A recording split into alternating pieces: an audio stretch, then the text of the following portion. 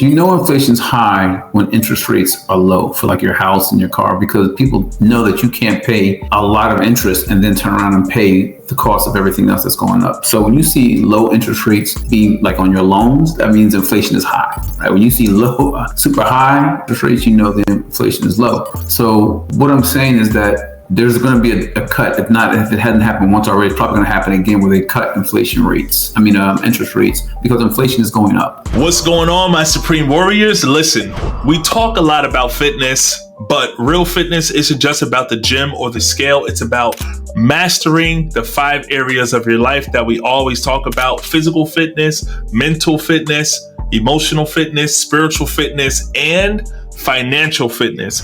Because if one of those areas is weak, it will throw off everything. It'll be totally off balance. So today, we're not just going to discuss lifting weights. We're going to be talking about lifting your mindset, and that comes with your money. Because when your money and your finances is on top because you're working, you're exercising, and you're putting everything together, everything will come together the way that you want. And that's why I've been bringing in exclusively my accountant, Pete, for the last few years. He's been a really big help. He's been doing this thing since 1996, you guys, helping big companies and small companies, regular people like you and me, navigate through the ups and downs. This economy is changing. He's seen it all: recessions, inflation, shutdowns, tax changes. He knows exactly what's coming up next. So today we're going to break down what's really happening with your money. The government and the financial side of fitness isn't just about your body. It's about protecting your mind and your spirit and your wallet too. Welcome, Pete. What's going on? Thanks for having me, Mark. All right, so we're going to just jump right into it. What is the biggest financial mistake that you see people make when they're struggling in life? I think one of the biggest mistakes, and when I speak to the youth, we talk about investing at an early age. When people get in tight financial situations, they take out investing because they think investing is marginal income. Investing isn't. And compounding interest is one of the most powerful tools you have. So people automatically take that off the table once they start going through tight times. But realistically, that's not what they should do. They should make sure that is a bill that gets paid every single month. And the reason being is once you get to a certain point, your money is now making more money than you ever could. So realistically, sometimes I give the example all the time of, would you take $1,000 or 1 penny a day for 30 days? If you do the math yourself, you'll see who wins in that race. And it's not even close. So even if you have to take a second job, which is a part-time job, or if you have to create an online business or create revenue with an online situation, I'll do that instead, because not investing hurts you long-term. Services versus online, what would you suggest? Do you think that a person can do some services and then eventually go online? Because I feel what you're saying. So like right now, online, there's a heavy move to have people work online, because think about it, an office takes office space, right? That costs rent, that increases your rent. There's a lot of companies. I know one like Delta. Delta's paying like $30 an hour to be an online customer service agency. So imagine if you just worked 10 hours a week and you made an extra $300. That could be your difference, right? You can do that. Or there's all kinds of temp services that are looking for online help where you don't have to come in. So it could be in the time frame. Almost as flexible. So if you work from 9 to 5, maybe from 5 to 7 every day, you devote 2 hours to having that out of the comfort of your couch or a bedroom, where you're now making some additional revenue that you can go ahead and use that for your difference in your non-investments towards your bills or whatever you may have. Honestly, Mark, I see that's kind of the way things are going to go in the next few months, 6 to 8 months. I think more people are going to have to figure out how 2 jobs is going to be the standard for those people who aren't in the high level of income. So I do see that. Find something that is comfortable, find something that doesn't require a lot of extra physical or manual, and look at online jobs or online affiliate marketing. For those who don't know what affiliate marketing is, if you've ever been on, say, TikTok and you see somebody selling sunglasses, those aren't their sunglasses. They are selling a link that when you purchase those sunglasses, they get a portion of the sale. So there's things you can get into that will bring you residual income just from one act. So you're going to have to reinvent yourself, especially with AI coming out and a whole bunch of other things coming out. So there's going to be a lot of opportunities to create additional revenue. So for the folks that basically are just posting online, because you see people all the time, why not that those posting and those likes into actually revenue, which can be some earned income, if that makes sense. What Pete is basically saying is, guys, a lot of times we don't do our due diligence when we are online. We can get different type of affiliate links. I have affiliate links. My clients, you guys can, put my products, which is my protein powders, my branched chain amino acid, you get a percentage, you can make good money. All you have to do is just really post and then drive traffic to the actual link, and then you actually get paid. So that is great. What are you seeing most people struggle with financially in 25 going into 2026? I just think with the inflation that's going on, how to kind of juggle a few things, right? I've had one family talk to me about daycare isn't even worth it anymore, right? Is it worth, unless the second person is a high earner, is it worth paying that much money, which could be anywhere from $800 to $1,000 a week or a month, and to sit there and send your children to school where you're only getting a $600 credit for the year? So I think families got to actually go back to actual budgeting. A long time ago, your mom and dad sat down at a table and said, here's what our bills look like. Here's what we need to take care of. Here's what we're going to do with our money. Here's our vacation fund. You're going to have to almost treat your household like a business, in a sense that you know what's coming in, you know what's going out. If you want to do something outside of those lines, you have to make time to prepare for it. I do think that's the scary part for coming up. No one knows exactly what's going to happen. So therefore, they're holding on to cash, right? They're trying to figure out how to take care of the necessities of the household. One of the things I'm predicting is that the businesses that are what I call marginal, meaning, for instance, Sky Zone, bowling alleys, those things that are just purely entertainment, will struggle financially because people will start cutting those things out so that they have more household income. But the household income decisions are going to have to be made internally, or where your priorities lie and what's going to happen. It's going to trickle all the way down to the children. Children are the most expensive costs you'll have between feeding, clothing, and their activities, which help ground them into better people. So pretty much, I see people are going to have to make some tough decisions if they're not willing to find additional revenue sources. Wow. So we have an insider in the IRS who's actually furloughed that told me that refunds will, in fact, be delayed if these guys can't get their act together. And this is pretty serious, Pete. Just really due to the fact that workers, like I said, they're on furlough right now, and they got things that they're supposed to be handling right now to prepare themselves for the first quarter. So what should our folks really be prepared to do? Because, people need that refund money.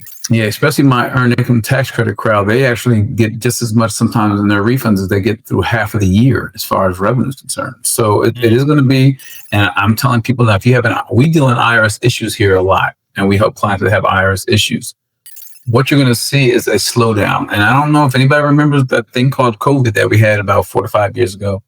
When the IRS came back, it was such backlog that I feel like they were just telling everybody, send it in again, because they were just file 13 in it because there was just too much backlog. The expectation had to be lowered as far as time frames from the IRS. I had a client the other day ask me, could I guarantee the IRS will resolve their issue in 30 days? And I had to laugh. I'm like, we're in a shutdown. It's not going to be 30 days. Even when the shutdown is completed, I can't guarantee you 30 days. And I'll never guarantee a time frame with the IRS because they're getting further and further and further behind. I do hope by the time we get to tax season, they come up with a plan with forced overtime or additional hirees to catch up on their backlog, because you're right. A lot of people count on that for tuition, family vacations, items, paying cars off or paying towards cars. So it will affect people's timing. So with that being said, is don't wait. Get your stuff in mid-February when you're sure you have all your documents. But it's going to be something that we're constantly have to sing the song of, hey, instead of 8 to 24 days, you may be 4 to 6 weeks before you see your refund. That's 100% true. I don't know, Pete. I think it's a little bit different from COVID because in this case, the actual IRS, a lot of the workers are furloughed, meaning they're not getting paid. So Correct. This is different. COVID, they were at least getting paid. Correct. Here, this is a situation where it's like, hey, IRS, you're not even getting money. Traditionally, in a furlough, though, they do pay them back pay, traditionally. Oh, okay. So hopefully when they take this off, they'll receive back pay. The last few furloughs, and I had a few friends that worked in government, they got paid the back pay. So I hope and I pray that that's the case for the current government employees who are not at work currently. I hope they're not made to take a permanent hit on something they had no control over. Do you think, honestly, that most Americans are financially prepared for another shutdown or major economic slowdown? I think the average American is 1 or 2 paychecks away from being bankrupt, honestly. I mean, because here's the thing, right? Again, we talked about the cost of everything going up and the pay not keeping pace. So what that does is create a thinner margin of error. So if your household has a thin margin of error and most people don't have a savings built up, you're talking about a potential once that 2-week savings or 3-week savings happens, when you're out for a month and there's something shut down for a month, what happens then? It's a really tough situation, and you should work with a financial advisor to sit down and develop your game plan, even if it takes you 2 to 3 years to get to that goal, because we see that these are realities that can actually happen. They're not just potentialities or theoretical. They're actual. And right now the government shut down, but what happens when the government shutdown affects where you work? Everyone's not affected, but again, I keep telling it, we're a global economy, which means what happens in one sector can affect another sector. And that's kind of how we work. So right now you think it's just hurting the government businesses, but then there's government contractors who are doing work, right? And that affects their ability to then buy things. So now the grocery stores, like I was telling someone, I think a lot of people are going to have to get away from beef because we no longer we're outsourcing our beef, which costs much more money. So at some point, the cost of some foods were like, hey, we'll move on to a different source altogether. I mean, again, the studies have shown, I think electric's going to get big as far as cars. Gas prices jump to $7 a gallon. Well, who's going to travel far away? How much traveling are we going to do? Wow. You mentioned inflation, right? Let's talk a little bit about the inflation because it goes up every single year. But how has inflation affected like the rising cost of living, and how has that really changed the way that people manage their money? So I will tell you this, inflation's high when interest rates are low for like your house and your car, because people know that you can't pay a lot of interest and then turn around and pay the cost of everything else that's going up. So when you see low interest rates being like on your loans, that means inflation is high, right? When you see low, super high interest rates, the inflation is low. So what I'm saying is that there's going to be a cut. If it hadn't happened once already, it's probably going to happen again where they cut interest rates, because inflation is going up and it's not keeping pace. It's supposed to be roughly 4 to 5% annually of inflation. Cost of living is supposed to be 3 to 5%, and it's not keeping pace. If you look at the cost of food over the past year, I'm seeing, perfect examples, chicken wings have doubled. What used to be $12 is $25. Families are having to make tough choices, really tough choices. Are you seeing people dip more into their savings and using credit cards or retirement just to survive? Credit card debt is going to be at an all-time high. I can tell you that. Credit card debt, because right now people are using that as the filler, but then how do you pay that down? Because at some point, the more you use it, the more your minimum payment is going to go up. And a minimum payment, I'm sure everyone on your channel knows, Mark, that minimum payment can take you up to 7 to 10 years to pay off if you just make the minimum payment, if not longer. Right.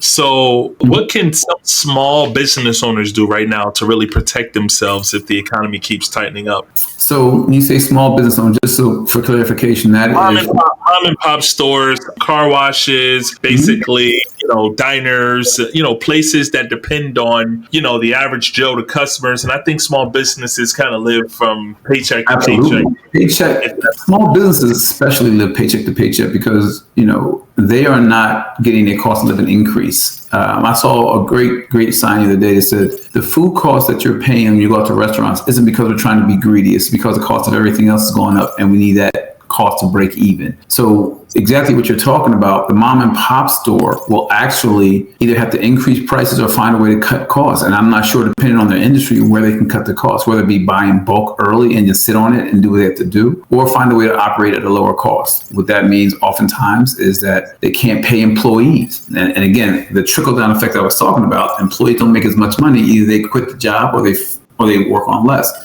It affects everyone, Mark, unfortunately. So what we're seeing personally is that a lot of businesses are trying to figure out what to do. I just had a meeting with a client in the Bank of America trying to get them a line of credit. Should this drop happen while they're trying to increase revenue, they can deal with that without taking a hit, without having to lay people off. Let's lay a little bit on more the paycheck to paycheck.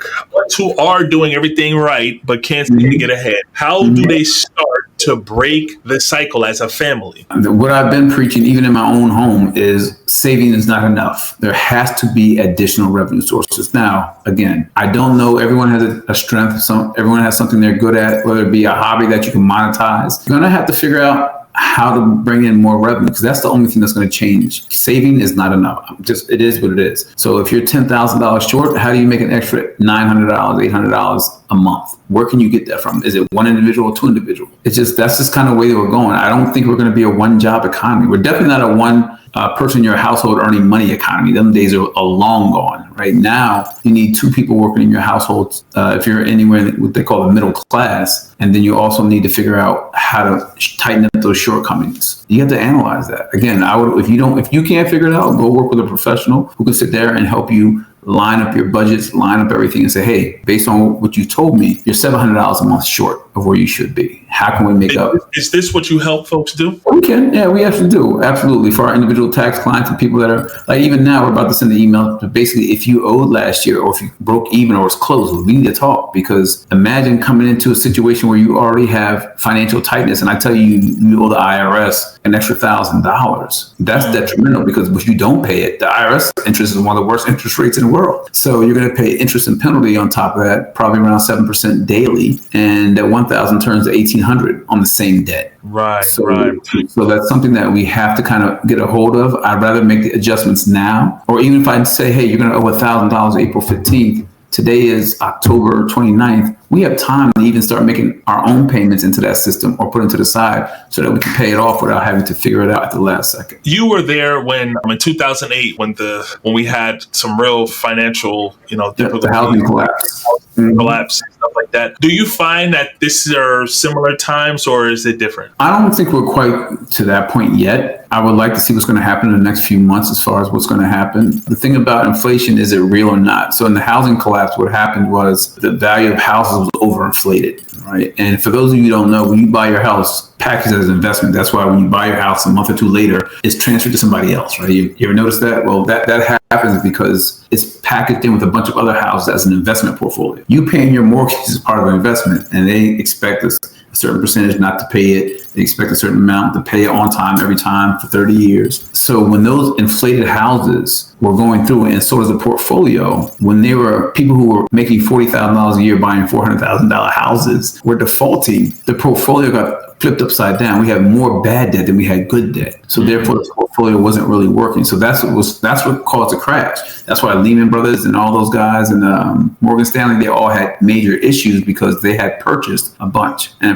for those of you who don't know, if you actually count all the payments you make when you have 30 years on time, every time, you're paying 3 times the amount of your house, right? So imagine if if you invested 100,000, but you get back 300,000, that's a hell of an investment. That's a pretty good investment. And that's what the mortgage companies are getting back with their investment into you. Seems like they're the ones that are getting rich. Do you think that the government is being transparent about how bad things are financially for people? I don't think any government of a civilized country is ever going to be transparent on how bad things are. And the reason being is because it causes mass hysteria. Right. Yeah. Remember during COVID, we had the toilet paper issue where people couldn't get enough toilet paper and they just went and crashed the shelves and you couldn't find. That's the kind of thing that happens when people start panicking, right? You start hoarding things, start doing things.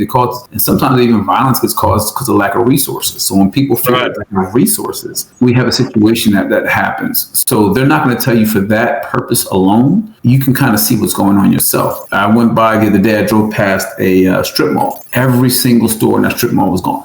Wow. Yeah. Wow.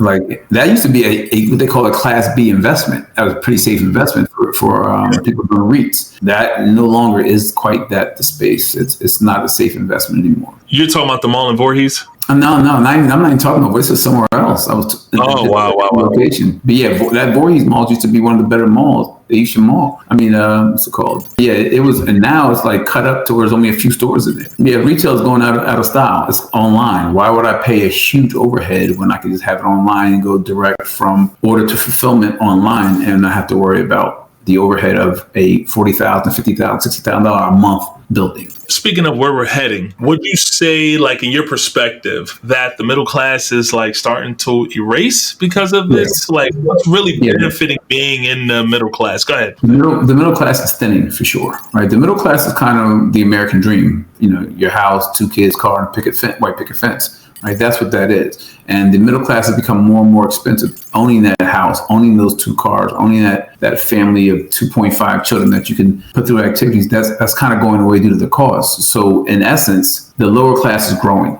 And when I say lower class, I'm not talking about like people that have no money. I'm saying that the people that are tough to afford are in more debt than they are in a positive situation that is growing. Upper class is going to grow as well. So I think you're going to have a thinner middle class. Instead of the middle class being here, it's going to be here. And so what's going to happen is the lower class normally needs assistance. They need either government or local assistance. So they take resources. The upper class normally makes money off of the lower and the middle. The middle class is the one that kind of gives to both. And that's what strengthens our economy. That's why if you've ever heard politics, they're like, we're going to strengthen the middle class because the middle class is not getting assistance. So therefore the government's not helping, but they're also the average workers who are putting into the upper class's pocket. So without having that strong middle class, it's going to cause a situation where we could have a collapse in the way our economy is. There won't be enough resources to handle the lower class, and the upper class is trying to figure out how to make money without having to have pay employees. This AI is going to be a monster. If I really wanted to figure out how to get rich in the next few years, I would master AI in so many different levels. There's so many different versions between facial recognition and posts, doing work. You could start an AI company and remove some things. Some of our mundane job that we think we're good to go will not be there. If you want to make some money, become a plumber, become an electrician, right? Do things that you physically have to be there. That's where I cannot get rid of you, AI. Now, even that, they're having some things. I've seen 3D situation where they built a house in 2 days, right? So some of that, but someone still had to come in and run the wiring. Someone still had to come in and do the footing. So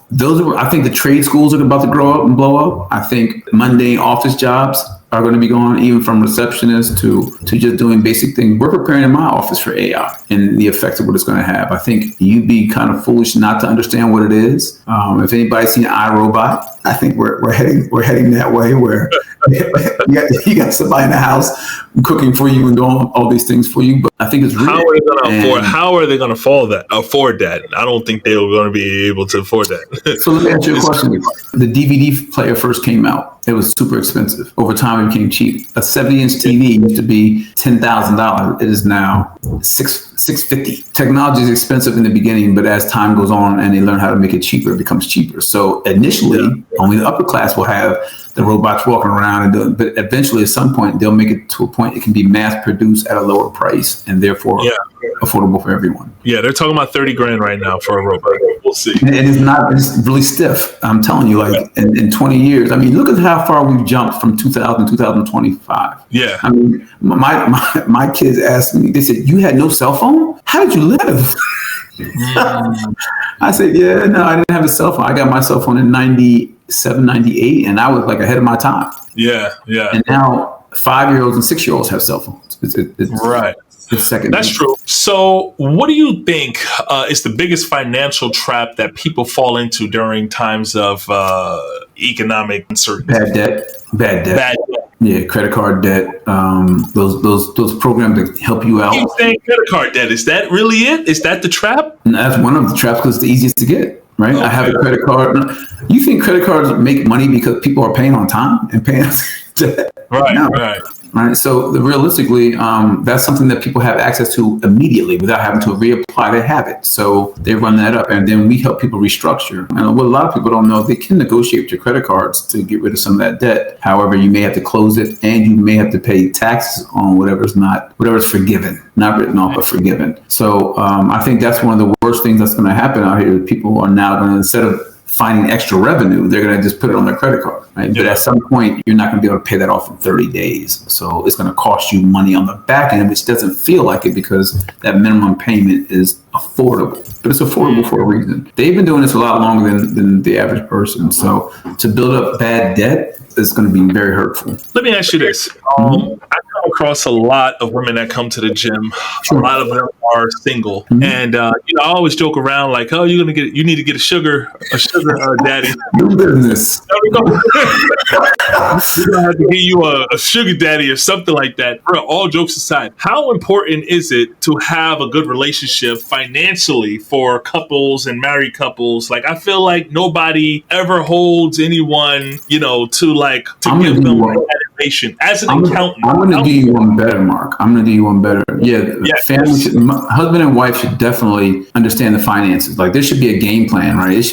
I'm telling you, it should be a board meeting every Monday, and we go over what's going on, what bills got paid, what didn't get paid, what are we struggling with, to come up with a game plan. But I'm going to tell you, in order to beat some of these traps, your children need to be educated. Your children need to know what's going on. My children were taught about credit at an early age. We talked about how to deal with credit cards at an early age, because if you send them into the wild and someone goes, "You want a credit card? You want this?" They're going, "Oh yeah, I'll take that," and not understand the ramifications of it, right? Right. Financially responsible early. And I think as a parent, you do it to shield your children, because I don't think anybody enjoys paying bills. Like, "Oh, I can't wait to pay these bills this month." Right. But realistically, that's shielding your children of what it takes to run your household, leaves them ignorant to what it takes to be financially responsible. And so when they're not financially responsible, they're more adept and more inept to have issues when it comes to credit worthiness, credit score. Here's the thing, right? A credit score, someone can have a high, have a low, and pay the same price for something. But the guy with the lower credit score ends up paying more, right? Because they have a higher interest rate. So for the same exact thing, we can have the same exact car we buy. I could end up paying $8,000 more for the same car. Now, we're just talking about what can we do to make sure that we're not tight squeezing. That is something we can do, making sure we're getting optimal prices on what we're paying for. Make sure we're not paying additional interest rates for things that need to happen. And truth be told, it's a good time to work on your credit right now. And anybody that's under the age of 18, work with their parents right now. If they're responsible individuals, have them put you on a credit card so that you can borrow their credit to improve your credit. I wanted to ask you, because I'm veering off and I'm going to bring this back in. Mm-hmm. I'm talking about single women, not necessarily married couples. I'm talking about the single women that I don't need a man for nothing. I'm INDEPEN. Right. The independent women. What do you say to them about the financial trap so that they can arise from it? Because they're making good money now, but not realizing that when you get older, having two people, it's nothing like having another person that can also help you with the actual same set of bills. You know what I'm saying? But I mean, don't get me wrong. Some women would rather be by themselves than deal with the BS, because a lot of men don't got their stuff together, right? Yep. Like, granted, but the importance of a process of elimination, because a lot of women I come across, they're like, "Oh, I'm working on me." Yeah, okay, you can work on you, but you still need to work on looking and not understanding that relationships is a job too, and you have to be looking for an actual job actively, because a man may not find you. You need to put yourself out there. But why is it? This is a question for you, for an accountant. Why? I want you to explain to the single ladies, Pete, why is it important to have another partner that can help you with? Now, I know this is like a rhetorical question, but why is it important? Give me a deep dive of why it's important to have someone else that can help you with the financial responsibilities, the tax credit, everything. Why? Well, let's go first things first. Let's deal with the whole single woman thing, right? Again, whatever your preference is, that is your preference. But now you're responsible for you 100%, correct? So what happens to me, I believe that you need to understand what your goals are, how long you want to work, how much you need to have in your 401k or whatever your 403b or whatever you have to retire at the number you want. Are you including Social Security? Do you have any other outside investments? Do you have anything you can do? Because I don't know if people who like your grandparents, things are going up. I have clients that when they retired, they were fine, but the taxes on their house went up so high they can no longer afford their own house, right? So people think, "Oh, right, I'm retiring for what things cost right now." That's not what it is. 20 years from now, 30 years from now, a $300,000 house will not be $300,000, right? It's going to be $600,000, $900,000. Can you afford to live on that? And working with your financial advisor, he should build in inflation on the retirement number you need, right? Does that mean that as your part of your plan to sell your home and take the money out of your home and use that as part of your retirement. Like there's going to be a lot of more creative ways and views to look at your retirement now, because realistically, everybody should have a third income stream that should be almost passive in a sense, right? So if you have money still coming in, even after you stop working outside of your investments, you can be okay, because that's the biggest mistake I see, especially as a single woman. You're thinking, okay, I got a 401k. What's your number? What's your number? How much you have to pull down off it? Because if you have 60,000 a year coming down with no real debt, and you have your Social Security at 30,000, that's 90 grand. And that sounds like it should be enough, but in 30 years, 90 grand may not be enough. So that's why I said, you can have HR director kind of give you a lunchtime class on how much you should save, but unless you're dealing with somebody who actually deals with economics and understands the changes that occur, you could be shortchanging yourself. Or now you think the people you see greeting you at Walmart want to be there? You think that that's what they want in their late 70s? Right. No, they're trying to bridge that gap between what they have in retirement and what their current bills are. That's what they're doing. Wow. So let's move on. How does fear and emotion influence the way that people spend or save their money during these tough times? Couples, this could be singles, it could be anybody. Well, fear paralyzes first and foremost, right? It kind of puts you in a situation where you don't move. It freezes you. That's why that plan, I go back to the plan many a time, Mark, because if you have a GPS, you feel comfortable knowing you're not getting lost, as opposed to someone told you to make a left at McDonald's and make a right on Fifth Street. When you start getting lost, you don't have anything to go back to. Same mistake, same kind of emotion overwhelms you, right? I think it goes back to your plan. I think once you're not comfortable in your space, comfortable in your plan, it's going to make you make some tough decisions and maybe some bad decisions. Trying to chase good, but throwing it on becomes bad. I don't think anyone in this era with more access to information than we've ever had should make those mistakes. However, and I tell my clients all the time, I love an informed client, because you can ask the right questions. I have no problem with anyone ever asking a question about anything. My thing is, make sure you work with someone who's smarter than you in the areas that you're asking questions about, right? Because it doesn't mean you're not smart, it just means that's not what you do. So work with somebody who does that. Therefore, you feel comfortable. And anybody who has an advisor has a regular meeting with them once every 6 months, once every quarter, because that's how you check to make sure the train is not going off the track, right? So I think fear, Mark, if you deal with it, if you just sit still, you can't make up time when it comes to certain things. You just can't. Yeah. One thing that you've always been good at, I've always admired you is always being a numbers guy, right, Pete? Mm-hmm. So you're able to dissect and go Mm-hmm. into people's finances with like Mm-hmm. correct precision. You've Mm-hmm. helped me make budgets for myself. Mm-hmm. Like, you have taken money that I didn't even know I was making, and then literally is like, look, this is what you're getting right here. How can the average person, how do you help the average person, like the people that are out there? Because you do this for my business, but Mm-hmm. the regular folks, let's say, a married couple or, a single couple, Mm-hmm. like, how do you help them allocate money that they didn't even know that they actually have? Like, how do you get Let them? me give you like a super small example, right? We live in the era of coffee shops. We live in the era of, kind of grabbing fast food just to do. Imagine if you actually pulled your receipts, pulled your credit card or debit cards to find out how much money you're spending on coffee and fast food, right? Yeah. Right. So say that number looks like $300 or $400 a month. Yeah. If I told you, hey, listen, we could get that with $150 in groceries, or we can go to Costco or whatever and buy the coffee you like. Now I found $250 for you that we can invest and get you there faster, right? And that's the kind of thing we look at, like, what in your life do you need? And I'm not telling you don't need to go out. Trust me, I'm not telling you that, because mental health is just as important as your physical health and your financial health. Yes. But you need to make sure that, going back to that plan, this is where I needed 500, but Pete just found 350 for me. Now I have to figure out where 150 should come from. You can help a person save money and compound some interest with $250 a month. That's 250 is 3,000 a year. Sounds different at 3,000, doesn't it? Yeah. Right? That's true. And compound with interest. Correct. So say now it's 3,500. That 35 gets interest. Now the 3,500 becomes so on and so forth. So absolutely. And if you're investing, like I said before, finding out where you can pull your belt a little tighter. It doesn't. I'm not telling you it's going to be fun all the time. I'm telling you there's ways to accomplish that goal through other means if you analyze what's going on. But most people, if I ask somebody how much do you spend on coffee, most people couldn't tell me. They couldn't tell me. Coffee's $5 to $6 a cup. Are you getting 4 cups a day?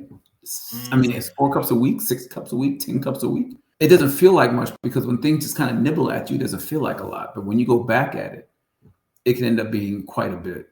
And it's something that, can I cut it down to 1 a week to treat yourself? And there's so many different ways you go about it.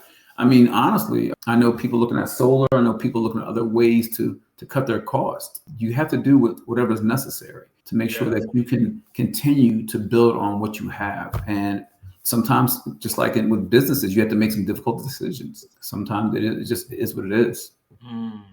So listen, that makes perfect sense. And I didn't know that you can take. I'm thinking like they have to be making like at least an extra $2,000 a month. You're saying that you can work with someone with like 200 a month.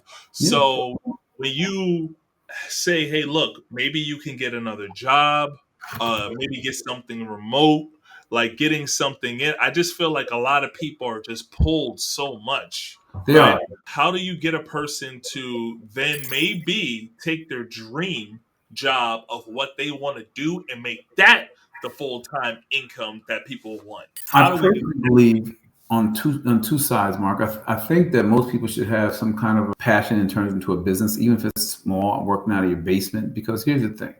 For the first thing, maybe you're bringing in the additional revenue you're looking for, but also now you're opening yourself up to additional tax deductions. So as we talk about how important sometimes those refunds are, imagine if your refund goes from $3,000 to $5,500. Maybe that. I mean, listen. One of the things we talk about is paying down debt. Maybe you figure out how to pay your mortgage every other month to pay your mortgage off in 12 years instead of 30 years. And then instead of that person getting the full 300,000, they're going to get 165,000 of your interest. So you're keeping more of your money in your pocket with no additional outgo. Again, it's all about what you have available to you and how you use it. You have more than what you think you have. I know it's not as easy as said as done, but there's some ways you can make things happen without changing a lot of your spending habits. Some you have to, some you don't have to. Like I said, with the mortgage thing, you can get set up for bi-weekly and you're still paying the same amount, but yet your money stays in your pocket a lot longer. Wow. So if this government shutdown goes on longer than expected, right? Because I believe it will. You don't think it will? Okay. I think it will go longer than expected. You think it's going to go longer than expected? Yeah, that's what I'm saying. So what kind of long-term ripple effect could this have on the small businesses and working families? I think those who are affected by government, meaning government clientele, government workers, are their number one source of income, whether through retail or whatever. They're going to feel it the hardest because everybody's going to sit still on their money. No one's going to make additional payments during this time. That's where the fear is going to come in, Mark. I don't know how long this is going to last. Hey, we're not buying this car right now. I don't know how long this is going to last. Hey, Susie, we can't do gymnastics right now because that's what's going on. You're going to see the ripple effects be most small businesses who don't have access to credit, who are just kind of making it along, will not be able to function and continue. It's not going to happen. You're going to see small business shutdowns, which affect towns. And people understand that. I'll give you a perfect example, right? In Hampton, Virginia, where I'm from, there's a place called the Boo Williams Sportsplex. And it is 8 basketball courts, 2 retail stores, and an athletic training facility. Okay. And it doesn't sound like a lot, but people come from all over the country to come play tournaments there, come host events there. One of the nicest facilities I've been in as far as for its size, right? The cost of the actual building was so overwhelming that they had to make a decision that they're not sure if they want to be able to maintain it. Because the revenue being generated from the hotels, from restaurants, from retail, because the people coming from out of town are spending money, the city stepped in and said, we'll take care of it. Because if that thing shuts down, it's going to affect us as a city because, again, we're connected. So realistically, they did a bailout. Yeah, because in the long term, your closing hurts us more than it hurts you. Because everybody's going to go somewhere else. So therefore, we're going to lose thousands of people coming in every weekend, buying, staying, eating. That's going to go away. So as a accountant and financial advisor, if you could sit down with government, the president, Congress, whoever, right now, what would you tell them about what the American people are really going through right now? Well, I would tell you right now with inflation, we got to figure out ways to cut costs across the board. I understand that we're talking about America first, but what we didn't understand before is that labor is normally the most expensive cost to a business. So some of the things that were being done to keep costs low. Look at what's going on in the Midwest right now. You got states looking to file bankruptcy almost because they don't have anybody that's tending to their crops or helping them with their farming, and that's how they live. So I would go back and say we have to have a happy medium. I understand what the goal was. The goal was to try to make sure that Americans get the money before anybody outside gets the money. However, now they're seeing the ripple effect of that, right? You're seeing crops going bad and no one could pick them. You're seeing whole farming industries taking a huge hit, which is going to have to need a bailout at some point, which is more of our American ballots being used. Let's find a happy medium so that the people who are hardworking, the average American is hardworking, right? They're blue collar, or office, they want to grow. We're in a capitalistic society, means our goal is to be better financially. So let's find a way that we can make that happen with everybody. Let's take everyone's needs into consideration, where we can start lower the inflation costs so our pay can keep up, right? And at the same time, let's make it so that the cost of the products we're having can stay at a decent rate. It's not doubling in a year's time, because at the end of the day, you're going to have people, instead of buying, which is helping the economy, they're going to hoard cash and deal with less. Dinner sizes might be as big. I mean, in my household, we can't waste food, so I'm making less food now because I don't know, we can't throw food away. That's what's going to happen. We're going to buy less. It's just a natural reaction to what's going on. So that's what I would tell the government. Let's sit down and figure out a way that we're not hurting Americans while trying to help Americans. So how can people get in contact with you? There's several ways, right? Our office phone number is 856-209-5757, or you can reach us at info@Centaurus Group, SENTARUS group.com. Our website is centaurusgroup.com or sgtaxpros.com. You can reach us on those as well. There it is. Appreciate you. Absolutely. Thank you.